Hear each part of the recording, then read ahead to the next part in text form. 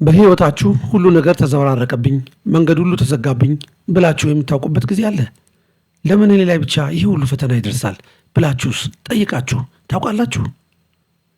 አብዛኞቻችን ፈተና ሲገጥመን እንደ ትልቅ ግንብ መንገዳችንን ይዘጋብን ይመስለናል። ነገር ግን እውነታው ሌላ ነው። ፈተናዎችና መሰናክሎች መንገዱን የሚዘጉ ሳይሆኑ እነሱ ራሳቸው አዲስ መንገድ መሆናቸውን ብነግራችሁስ? አዎ፣ ዛሬ የምናወራው ስለ አንድ ድንቅ የህይወት ሚስጥር ነው። ፈተናን ወደ ታላቅ ዕድልና ስኬት የመቀየሪያ ጥበብ። ይህንን ሐሳብ ይበልጥ ግልጽ ለማድረግ በአንድ ወቅት በነበረ አንድ ብልህ ንጉሥ ታሪክ እንጀምር። ንጉሡ በአገሩ ባለው ትልቅ ዋና መንገድ ላይ አንድ ግዙፍ ድንጋይ አስቀመጠ። ከዚያም በአቅራቢያው ባለው ቁጥቋጦ ውስጥ ተደብቆ ሰዎች ምን እንደሚያደርጉ መታዘብ ጀመረ። በርካታ ባለጸጎችና የቤተ መንግሥት ባለሥልጣናት መጡ። ድንጋዩን ሲያዩ ግን ንጉሡን መንገዱን አያጸዳም እንዴ እያሉ እያማረሩ ዞረው አለፉ። ማንም ግን ድንጋዩን ለማንሳት አልሞከረም። በመጨረሻም አንድ ምስኪን ገበሬ አትክልት ተሸክሞ በዚያ መንገድ መጣ። ገበሬው ወደ ድንጋዩ ሲቃረብ ሸክሙን አስቀምጦ ድንጋዩን በኃይሉ እየገፋ ከመንገዱ ለማንሳት ታገለ። ከብዙ ድካምና ልፋት በኋላ ድንጋዩን ማንሳት ቻለ። ወደ ሸክሙ ሊመለስ ሲል ድንጋዩ በነበረበት ቦታ ላይ አንድ የቆዳ ከረጢት አየ። ከረጢቱን ከፍቶ ሲያየው የወርቅ ሳንቲሞች የተሞላና ከንጉሡ የተጻፈ ደብዳቤ አገኘ። ደብዳቤው እንዲህ ይላል: በዚህ መንገድ ላይ የሚገጥምህ እያንዳንዱ መሰናክል ሕይወትህን የሚቀይር ዕድል ይዞልህ ይመጣል ይላል። ይህ ታሪክ የሚያስተምረን ትልቅ ቁም ነገር አለ። ዛሬ በሕይወታችሁ የገጠማችሁ እያንዳንዱ ድንጋይ ወይም ፈተና ውስጡ የወርቅ ከረጢት ይዟል። ዛሬ ይህንን ፈተና ወደ ስኬት የምንቀይርባቸው 10 ወርቃማ ነጥቦችና የዕለት ተዕለት የሕይወት መተግበሪያ ምክሮችን በጥልቀት እንመለከታለን። በተለይ 10ኛው ነጥብ እጅግ ጠቃሚ ስለሆነ እስከ መጨረሻው መከታተላችሁን አትርሱ። እንዲሁም ሰብስክራይብ ማድረጋችሁን እንዳትዘነጉ። አሁን ወደ ነጥቦቹ እንግባ። በትኩረት አዳምጡ። አንደኛ፣ የአመለካከት ለውጥ ማምጣት። የመጀመሪያውና ዋናው ነጥብ ፈተናን የምናይበትን መነጽር ሙሉ በሙሉ መቀየር ነው። አብዛኛው ሰው አስቸጋሪ ሁኔታ ሲገጥመው ወዲያውኑ ለምን እኔ ወደሚል የጥቃት ሰለባነት ወይም ቪክቲም ሜንታሊቲ አስተሳሰብ ውስጥ ይገባል። ይህ አይነቱ አስተሳሰብ አእምሯችን የችግሩን ግዝፈት ብቻ እንዲያይና አቅመቢስ እንድንሆን ያደርገናል። ነገር ግን ማወቅ ያለብን ታላቅ እውነት አለ። ፈተናዎች ወደ ህይወታችን የሚመጡት እኛን ለመስበር ሳይሆን ውስጣችን የተደበቀውን እውነተኛ ማንነትና ጥንካሬን ለመስራት ነው። ልክ ጥሬ ወርቅ በእሳት ውስጥ አልፎ ቆሻሻው ተወግዶ እንደሚነጻው ሁሉ የእኛም ስብዕና ብስለትና ጥንካሬ የሚገነባው በፈተናዎች እሳት ውስጥ አልፈን ስንወጣ ነው። አመለካከታችንን ስንቀይር ችግሩ ወዲያውኑ ላይጠፋ ይችላል። ነገር ግን ችግሩን በልበ ሙሉነት የምናሸንፍበት እና ወደ ዕድል የምንቀይርበት አዲስ ውስጣዊ ጉልበት ይፈጠራል። ይህንን መርህ በሕይወታችሁ ለመተግበር በሚቀጥለው ጊዜ ማንኛውም አይነት ከባድ ፈተና፣ ለምሳሌ የገንዘብ፣ የጤና ወይም የማህበራዊ ግንኙነት ፈተና ሲገጥማችሁ መጀመሪያ የምታወጡትን ቃል ተቆጣጠሩ። ይህ መጥፎ ነገር ለምን በእኔ ላይ ብቻ ደረሰ ብላችሁ ማማረርን አቁሙ። በምትኩ አእምሯችሁን ወደ መፍትሄ አቅጣጫ የሚያዞር ጥያቄ ጠይቁት።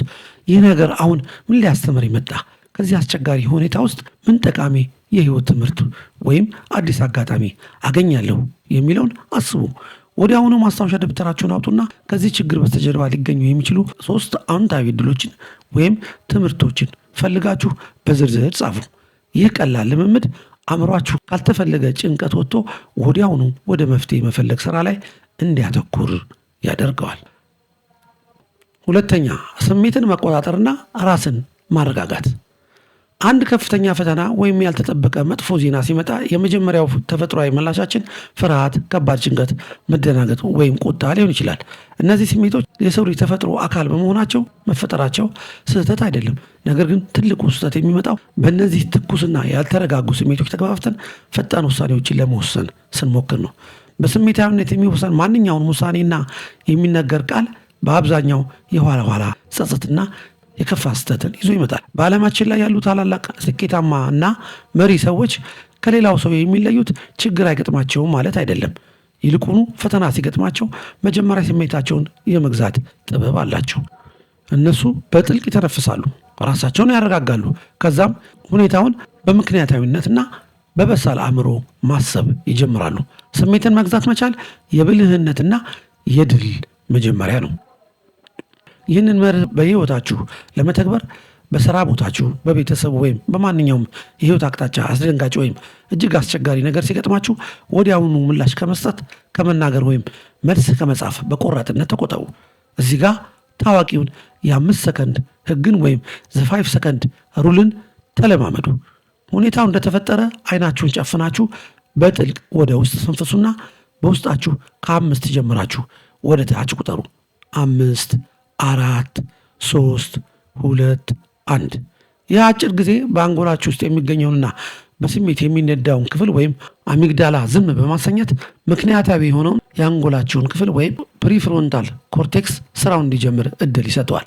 መረጋጋት ሁልጊዜ ሁኔታዎችን በግልጽና በትክክል ለማየት የሚያስችል ሰፊ እይታን ይለግሳችኋል። 3ኛ፣ ችግሩን ነጣጥሎ ማየት። አንዳንድ ጊዜ በሕይወታችን የሚገጥሙ ፈተናዎች በአንድ ጊዜ ተደራርበው ሲመጡ እጅግ ግዙፍና የማይታለፉ ተራሮች መስለው ስለሚታዩን ገና መፍትሄ መፈለግ ከመጀመራችን በፊት ተስፋ እንቆርጣለን። አጠቃላይ ችግሩን በጥቅሉ ስናየው አእምሯችን ይጨነቃል። ነገር ግን ማሰብ ያለብን አንድን ትልቅና ግዙፍ ተራራ በአንድ ጊዜ ንዶ መጣል ባይቻልም ድንጋይ በድንጋይ እየፈነቀሉ ተራራውን ማቅለልና ማጥፋት እንደሚቻል ነው። ችግሩን ወደ ትናንሽና ቀላል ክፍሎች መከፋፈል ስንችል ያ ያስፈራን የነበረ ግዙፍ ጉዳይ ወደ ተራ የዕለት ተዕለት ተግባራት ይቀየራል። በእያንዳንዱ ትንሽ ክፍል ላይ ትኩረት አድርገን መፍትሄ ስናበጅ ችግሩን የማሸነፍ አቅማችንና በራሳችን ላይ ያለን የመተማመን በከፍተኛ ደረጃ ይጨምራል። ይህንን መርህ ለመተግበር በአሁኑ ሰዓት በሕይወታችሁ እጅግ በጣም እየሰጋችሁ ወይም እያስጨነቃችሁ ያለውን ትልቁን ችግር በወረቀት ላይ በግልጽ አስፍሩት። ለምሳሌ ችግሩ ከባድ የገንዘብ እጥረት እና ዕዳ ሊሆን ይችላል። አሁን ይህንን ግዙፍ ችግር በጥቅሉ ከማየት ይልቅ ወደ 4 ወይም 5 ትናንሽ ንዑስ ክፍሎች ከፋፍሉት። አንደኛ፣ የማያስፈልጉ ወጪዎችን መለየትና መቀነስ። ሁለተኛ፣ ባሉን ሰዓታት ተጨማሪ ገቢ የሚያስገኝ ስራ መፈለግ። ሶስተኛ፣ ዕዳችንን ሊከፍሉልን ይችላሉ የምንላቸውን ሰዎች ዝርዝር አውጥቶ በቅደም ተከተል ማነጋገር። አራተኛ፣ አዳዲስ ተፈላጊና የሚሸጡ ክህሎቶችን በነፃ መማር። በእነዚህ ነጥቦች ላይ ለየብቻቸው ትናንሽ እቅዶችን አውጡ። ግዙፍ ችግር ወደ ትናንሽ ተግባራት ሲቀነስ ፍርሃቱ ጠፍቶ ጉልበት ይተካዋል። አራተኛ፣ የፈጠራ አስተሳሰብን ማነቃቃት። ፈተናዎችና ቀውሶች ሁልጊዜ የለመድነውን የተደላደለ የህይወት መስመርና የምቾት ቀጠና ወይም ኮምፎርት ዞን ሰብረው ነው የሚገቡት። ይህ ደግሞ በሌላ በኩል መልካም አጋጣሚ ነው፣ ምክንያቱም አእምሯችን ከተለመደው አስተሳሰብ ወጥቶ አዲስ መንገድ እንዲፈልግ ያስገድዱታል። ችግር ብልሃትን ያስተምራል የሚባለው ታዋቂ አባባል ፍጹም እውነት ነው። በዓለም ታሪክ ውስጥ የምናያቸው ታላላቅ የቴክኖሎጂ ግኝቶች፣ የሕክምና ስኬቶችና ግዙፍ የቢዝነስ ተቋማት የተፈጠሩት ማህበረሰቡ በትላልቅ ቀውሶች፣ ጦርነት ወይም የኢኮኖሚ ውድቀት ውስጥ በነበረበት ወቅት ነው። ችግሮች አሮጌውንና የማይሰራውን አሰራራችንን እንድንተውና አዲስ የፈጠራ በር እንድንከፍት የሚገፋፉ ዋነኛ ሞተሮች ናቸው። ፈተና ከሌለ አእምሯችን ሰነፍ ሆኖ ይኖራል። ይህንን መርህ በሕይወታችሁ ለመተግበር ለገጠማችሁ ማንኛውም አስቸጋሪ ሁኔታ አእምሯችሁ በነፃነት እንዲያስብ ፍቀዱለት። አንድ ወረቀትና እስክሪብቶ ያዙና ለችግሩ መፍትሄ ሊሆኑ የሚችሉ ቢያንስ 10 የተለያዩ አማራጮችን ዘርዝሩ።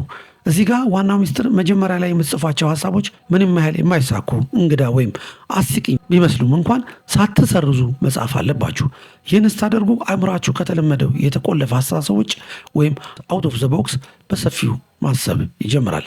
እነዚህን 10 ሀሳቦች በጥልቀት ስትመረምሩ በመካከላቸው ቀድሞ ጨለማ መስሎ በታየው ሕይወታችሁ ውስጥ እጅግ አስደናቂ የሆነ አዲስ የስኬት በርና ታላቅ የገቢ ምንጭ የሚሆን ሀሳብ ማግኘታችሁ አይቀሬ ነው።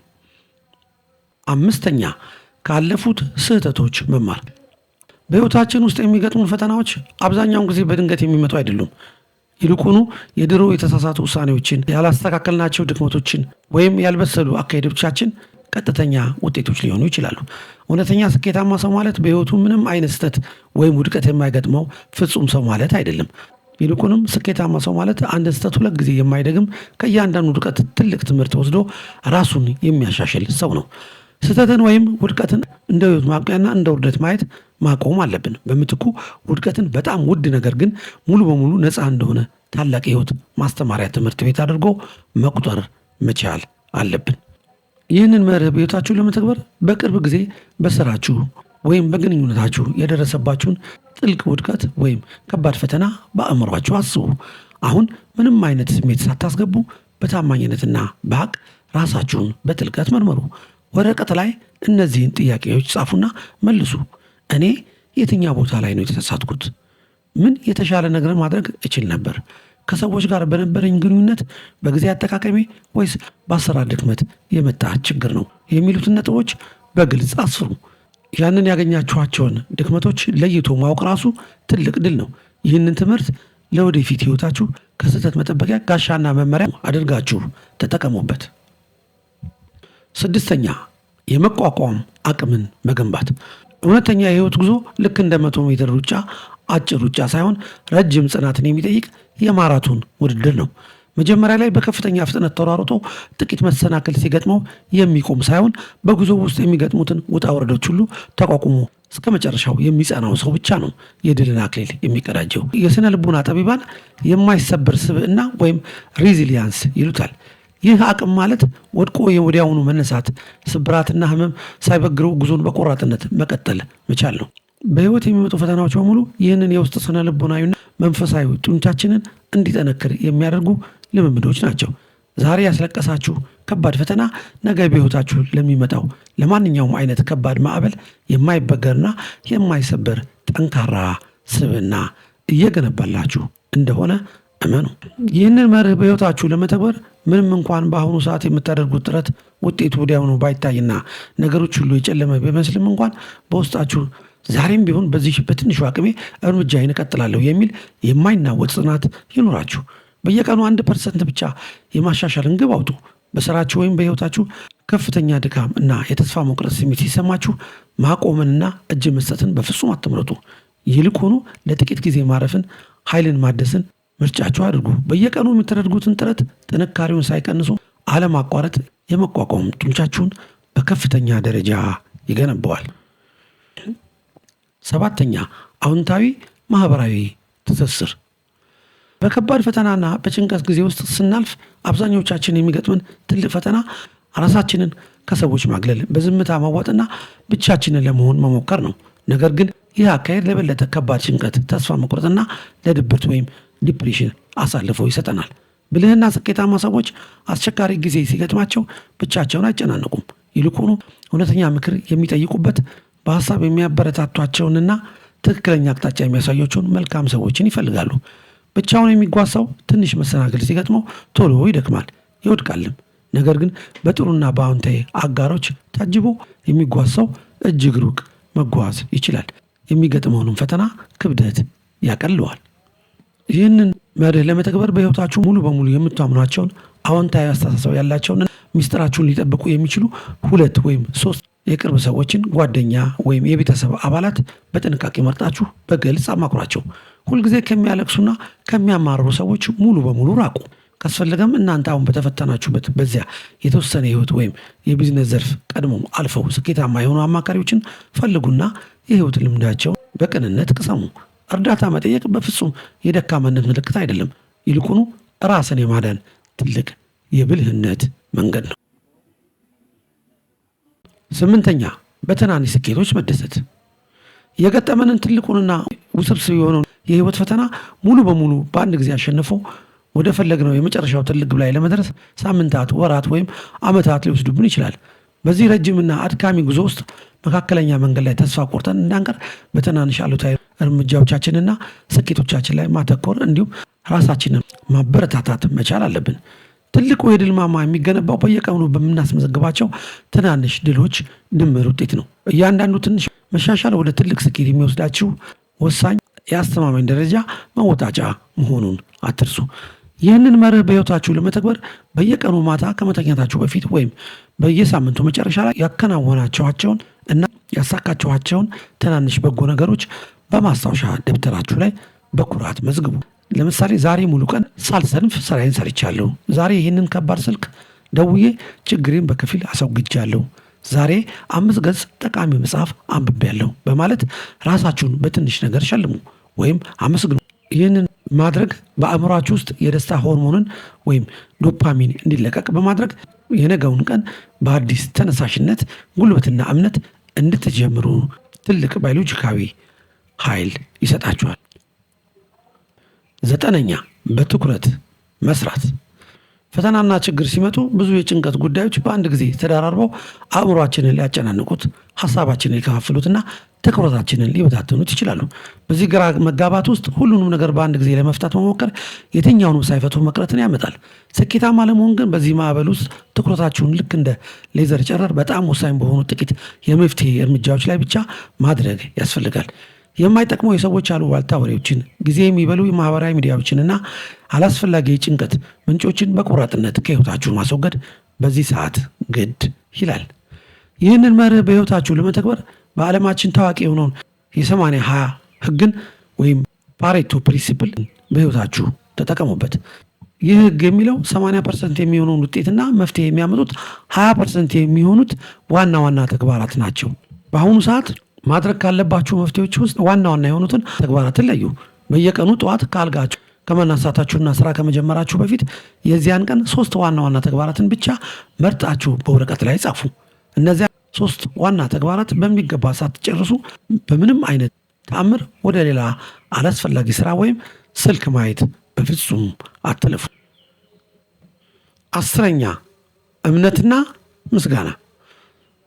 የመጨረሻውና ከሁሉም በላይ ደግሞ በውስጣችን ሊኖር የሚገባው ጽኑ እምነትና የምስጋና ህይወት ነው።